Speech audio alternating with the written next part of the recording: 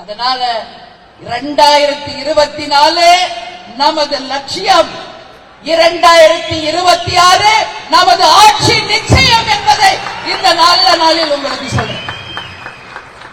ஏன் கேப்டனால மறுபடியும் முதல்வர் ஆகவே முடியாதா? தலைவரை தான் நாம் முதல்வர் அவனையில அமர வைப்போம்.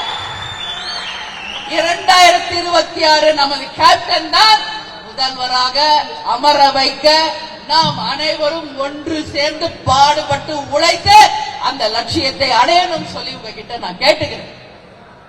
அதனால முடியாது என்பது முட்டாளுக்கான வார்த்தை, முடியும் என்பதுதான் கேப்டனுக்கான வார்த்தை என்பதை நாம் நிரூபிக்க வேண்டும் என்பதை இந்த நேரத்தில் கேட்டுக்கிறேன்.